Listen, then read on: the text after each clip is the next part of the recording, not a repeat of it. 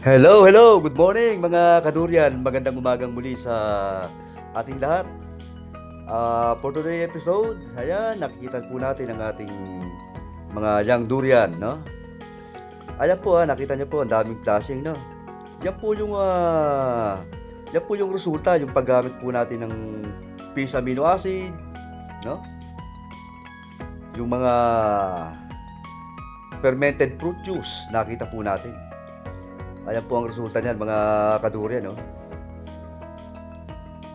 Mapapansin nyo, ito mga musangking po ito eh. Ay, lahat po sila may flashing na, no?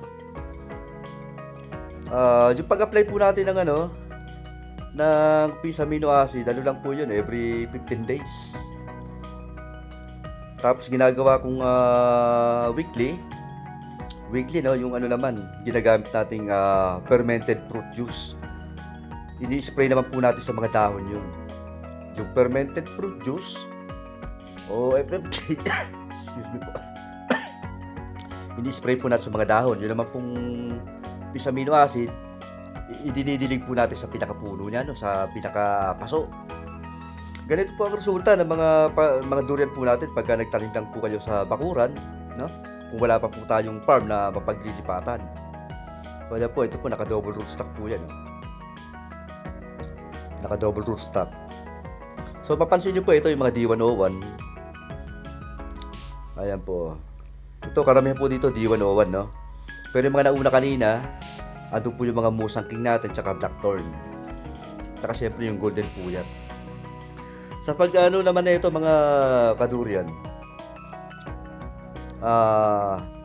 Ito, mapapansin nyo kasi nung una, medyo na-stress sila kasi nagkaroon ng maraming rito, yung mga uod, no? Yung mga uod, nagkaroon ng uod yung mga dahon. So, nakuha ko yung uod na yun, mga kadurian, sa malunggay niya. Kaya mapansin nyo yung malunggay. Bagong po, pinutol ko po yan. At ngayon, bagong tubo lang siya.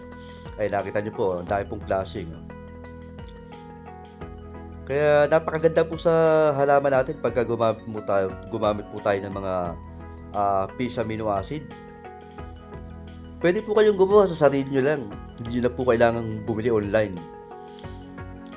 Tuturuan ko po kayo kung paano gumawa ng fish amino acid, fermented fruit juice. Marami po akong maituturo sa inyo. At kagandahan po dito, ang tutorial po natin, Tagalog. Ayan po. Ayan, mga po yan, D101. So ito lang po yung ating mga premium varieties. Ito po, musangking po yan. Mapapansin nyo, nakalagay lang po siya sa parang malaking sako, no? Ang tawag po dyan, woven bags. Na-order po yan online. Lazada, Shopee, meron po yan. Ay po, mga po ito, musangking. Kaya lagi nyo pong tatandaan, yung pong paggamit ng fish amino acid, tsaka fermented fruit juice na para kay tulong po. Hanggang dito lang mga kadurian. Hanggang sa muli po. Maraming salamat po.